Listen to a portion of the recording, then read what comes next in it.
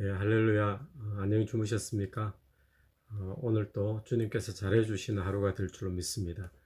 오늘 같이 묵상할 말씀은 이사야서 9장 1절부터 7절까지 말씀입니다. 예, 제가 한번 읽겠습니다. 전에 고통받던 자들에게는 흑암이 없으리로다.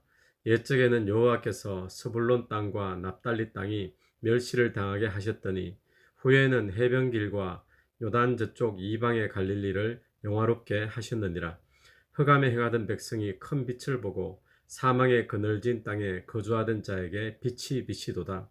주께서 이 나라를 창승하게 하시며 그 즐거움을 더하게 하셨으므로 추수하는 즐거움과 탈취물을 나눌 때의 즐거움 같이 그들이 주 앞에서 즐거워하오니 이는 그들이 무겁게 맨 멍에와 그들의 어깨의 채찍과 그 압제자의 막대기를 주께서 꺾으시되 미디안의 날과 같이 하셨음이니이다.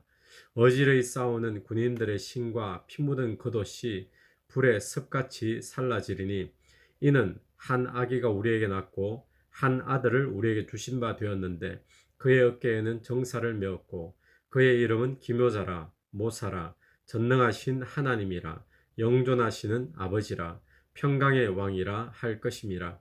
그 정사와 평강의 다음이 무궁하며 또 다윗의 왕자와 그의 나라에 군림하여 그 나라를 굳게 세우고 지금 이후로 영원히 정의와 공의로 그것을 보존하실 것이라. 만군의 여호와의 열심히 이를 이루시리라. 아멘. 오늘 9장의 말씀인데 이 9장의 말씀은 8장 마지막 부분의 내용과 연결되는 그런 내용입니다. 그런데 이 8장의 내용과는 완전히 대조적인 그런 내용이 선언이 되고 있습니다. 8장 마지막에는 어떤 말씀들이 있었습니까? 8장에서는 유다가 하나님을 버리고 다른 것을 의지하고 또 하나님 말씀을 따르지 아니하기 때문에 어둠에서 영원히 벗어나지 못하게 되고 또 공고하고 또 굶주리고 또 하늘과 땅에 어디를 쳐다봐도 환란과 흑암밖에 보이지 않는 그런 삶이 지속될 것이다. 그렇게 선언이 되어졌고 예언이 되어졌습니다. 그런데 이 9장 하나님의 심판이죠. 그런데 이 9장에 들어와서는 그럼에도 불구하고 이 유다에 대한 회복, 또 유다에 대한 구원, 이 소망에 대한 메시지가 선언이 되고 있습니다. 그래서 1절을 한번 보시면 전에 고통받던 자들에게는 흑암이 없으리로다. 이렇게 시작을 하죠. 전에 고통받던 자들에게는 이 8장에 선언되어졌던 그런 고통이 이제는 없으리로다. 그래서 먼저는 오늘 이 1절부터 3절까지 말씀을 보면 그 회복에 대한 개괄적인 모습을 이야기하고 있는데, 먼저는 이 스불론 땅 그리고 납달리 땅이 갈릴리와 함께 복을 받을 것이다 라고 선포를 합니다. 원래 이곳은 이방 나라의 침입을 계속 받던 곳으로, 그래서 괴로움이 있던 곳으로 전해져 있습니다. 그런데 이렇게 사망이 그늘진 땅에 또 그 땅의 백성에게 하나님이 빛을 비춰 주셔서 그 나라를 창성케 하고 추수 때에 누리는 그런 기쁨과 즐거움을 다시 회복시켜 주겠다라는 말씀이 1절부터 3절까지 말씀이죠. 그러니까 어제 8장의 본문에서 어딜 쳐다봐도 흑암뿐이고 어딜 봐도 환란밖에 없고 또 공고하고 굶주리고 이런 삶으로 전락이 되었는데, 근데 9장에 들어와서 하나님께서 전에 고통받던 자들에게는 이제 흑암이 없게 될 것이다 말씀하시면서 회복을 시켜주시는데, 어떻게 회복되어지느냐? 늘 외세에 짓밟히던 그 땅이 스불론, 납달리 또 갈릴리 땅과 함께 회복이 되어져서 추수 때에 누리는 기쁨과 즐거움, 그런 기쁨과 즐거움을 회복시켜 주시겠다라고 선언이 되어지죠. 그리고 그런 기쁨과 즐거움의 이유는 무엇인가 하면 그 이유가 오늘 4절부터 5절까지의 말씀으로 볼 수 있습니다. 이는 그들이 무겁게 맨 멍에와 그들의 어깨의 채찍과 그 압제자의 막대기를 주께서 꺾으시되 그들을 짓눌러서 늘 환란을 주고 무거운 짐을 지우고 또 흑암 속에 머물게 했던 그런 무겁게 맨 멍에, 외세의 침략을 당했으니까 그런 거죠. 무겁게 맨 멍에, 그리고 어깨에 채찍, 압제자의 막대기, 이것을 주님께서 다 꺾으셨다는 겁니다. 그러면서 어, 미디안의 날과 같이 하셨음이니이다. 이 미디안의 날, 이 날은 어떤 날일까요? 이 날은 기드온의 상백 용사가 300명의 용사를 데리고 미디안의 그 큰 대군을 물리쳤던, 그래서 온 나라가 구원받게 되었던 그 기쁨과 그 즐거움의 날을 지금 이야기를 하는 겁니다. 그래서 하나님께서 무거운 멍에를 꺾으시고 채찍과 압제자의 막대기를 다 꺾어버리셔서 자유케 하시고 기쁨을 주시는데, 이 기드온의 300용사로 미대한 그 큰 대군을 이겼던 것처럼 그날처럼 하나님께서 회복시켜 주시겠다라고 말씀을 하고 있는 거죠. 여러분, 오늘 어둠에 그늘져서 혹시 벗어나지 못하고 있는 삶을 사는 그런 분이 계시다면, 어딜 쳐다봐도 소망이 보이지 않고 깜깜한 밖에 보이지 않는 그런 사람이 있다면 하나님께서 빛을 주시기를 간절히 바랍니다. 그리고 하나님은 오늘 말씀처럼 다시 기쁨과 즐거움을 회복시켜 주시는 삶이 되기를 간절히 바랍니다. 또한 나를 묶고 있는 멍에와 또 채찍과 나를 압제하는 막대기가 다 꺾어지고 또 자유케 되어지고 또 구원케 되어지는 그런 은혜가 저와 여러분의 삶에 있게 되기를 간절히 바랍니다. 근데 이런 회복은 어떻게 이루어지는가? 멍에가 벗겨지고 또 막대기와 채찍들이 꺾여지고 그래서 구원받게 되고, 이런 은혜가, 이런 회복이 어떻게 이루어지는가 하면 그것이 6절 이하에서 나오는 말씀에서 시작됩니다. 6절에는 이는이라고 시작하죠. 이는 한 아기가 우리에게 낳고 한 아들을 우리에게 주신 바 되었는데, 한 아기, 한 아들, 같은 인물을 이야기합니다. 한 아기가 태어났는데 그 아들을 하나님께서 우리에게 주신 것이다 라고 이야기하죠. 그래서 하나님께서는 이런 회복의 역사를 한 아기를 우리에게 주심으로, 한 아기를 우리에게 보내주심으로 그를 통해서 우리에게 회복이 일어나게 하실 것이다 라는 말씀입니다.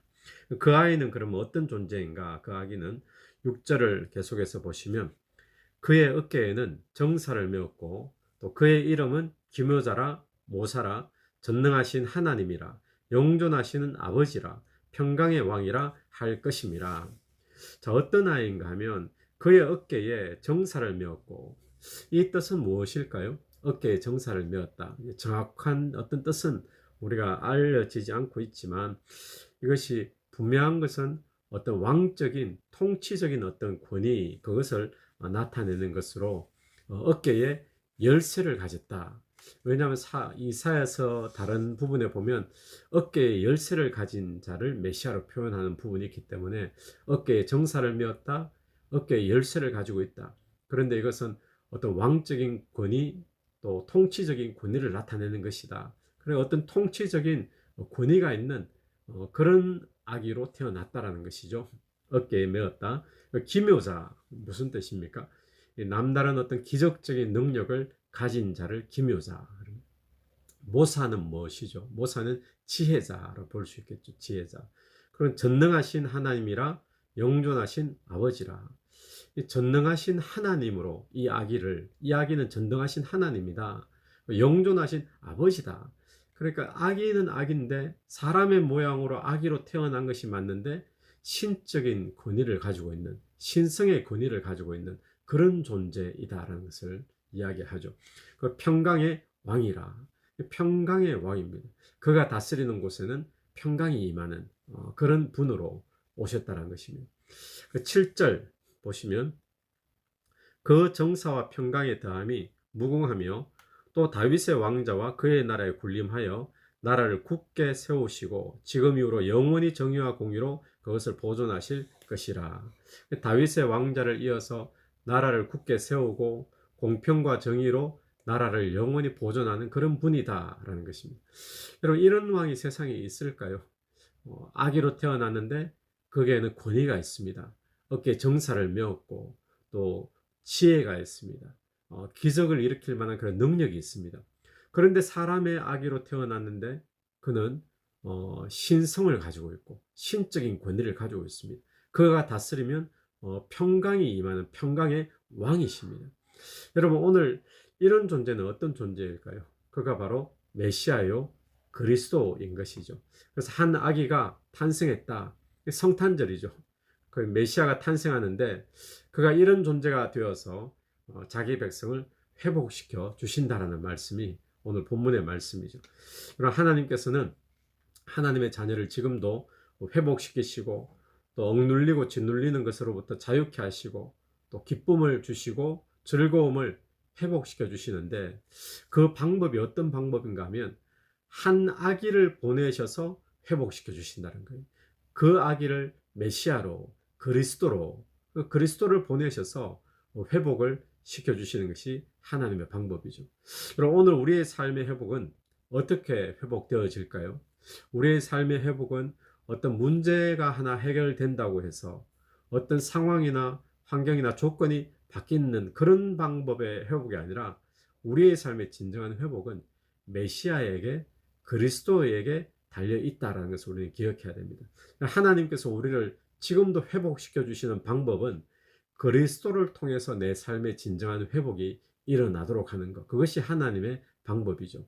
근데 우리는 자꾸 찾는 방법이 어떤 문제의 해결, 사건의 해결, 어떤 조건과 환경의 어떤 변화를 통해서 우리의 삶의 회복을 자꾸 생각하는데, 하나님이 주시는 방법은 이 이스라엘 백성에게 메시아를 보내주셨어요.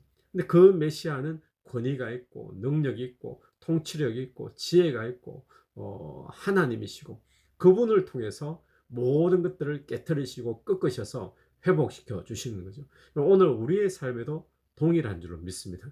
오늘 우리의 삶의 진정한 회복은 어떻게 이루어질까요? 하나님이 주시는 방법은 그리스도를 통해서 우리의 삶에 구원이 있고 그리스도를 통해서 우리의 삶의 회복이 주어지는 것이죠.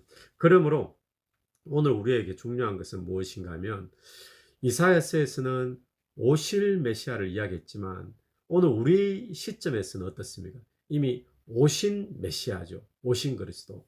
그러니까 지금 우리에게는 이미 오신 이 그리스도 예수를 통해서 그가 이루어 놓으신 구원을, 또 그가 이미 다 깨트려 놓으, 멍에를 깨트려 놓으시고 또 구원의 역사를 다 이루어 놓으시는데, 그런 회복이 오늘 우리의 삶에 있게 되기를 간절히 바랍니다. 그러기 위해서는 하나님이 보내신 방법이신 그리스도를 우리의 삶의 왕으로 받아들여야 됩니다. 그리고 왕으로 대접해 드리고 섬겨야 되죠. 그럴 때 우리의 삶에 진정한 회복이 일어나게 될 줄 믿습니다. 여러분, 내 삶의 구원자 또 회복자로 오신 그 그리스도를 나는 오늘 그분을 왕으로, 내 인생의 왕으로 섬기고 대접하고 있는가, 오늘 이 아침에 한번 묵상할 수 있게 되길 바라고, 그래야여서 온통 어둡고 깜깜하고 소망이 보이지 않는 인생이 그리스도와의 교제를 통해서, 또 그리스도와의 어떤 그리스도를 섬기고 대접함을 통해서 우리의 삶의 진정한 회복이 있는 그런 하루가 되기를 간절히 바랍니다. 우리 7절 마지막 부분을 보면 이렇게 표현을 하죠. 만군의 여호와의 열심히 이를 이루시리라. 이 일이 이루어지는 일에 만군의 여호와의 열심, 그럽니다. 하나님은 이 일에 게으르지 않는다는 거죠. 열심을 가지고 열정을 가지고 이루신다는 사실입니다. 이 말씀은 어떤 의미입니까? 하나님은 반드시 이루신다, 성실하게 이 말씀대로 성취하신다라는 말씀이죠. 우리가 얼마 전에 주일 예배 때 룻기 말씀을 보았는데, 룻기에 보면 기업 물을 자 보아스가 나오죠. 이 보아스 발 밑에 발치 이불 밑에 룻이 들어갔다가 또 보아스에게 당신은 나의 기업 물을 자입니다 이야기하면서, 그 보아스가 다시 곡식을 데워주고 걱정하지 마라, 기업 물을 사람이 되겠다, 돌려보내게 되어지죠. 이 이야기를 나오미에게 이야기를 하니까 그 나오미가 이런 표현을 했습니다. 그 사람이 오늘 이 일을 성취하기 전에는 쉬지 아니하리라. 기업 무르는 일을 성취하기 전까지는 쉬지 아니하리라. 이 보아스 기업 물을 자가 나타나는 것이 누구죠? 오늘날 그리스도를 예표하는 사람이 아닙니까? 우리의 인생에 기업 물어 주실 분, 기업을 물어 주실 분.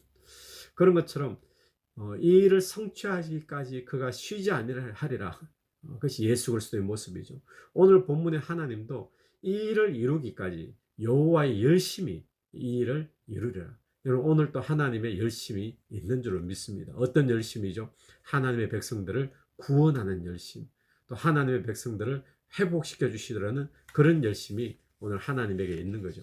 오늘 저와 여러분의 삶이 그리스도를 통해서 회복되기를 하나님께서는 원하시는 줄 믿습니다. 그 일을 위해 지금도 하나님은 열심이신데 내가 그 예수 그리스도를 나의 구원자로 또 나의 회복자로 오늘 또 대접하고 교제하고 섬겨서 저와 여러분의 삶에 진정한 회복이 있는 그런 은혜가 오늘 하루 있게 되기를 간절히 축원합니다.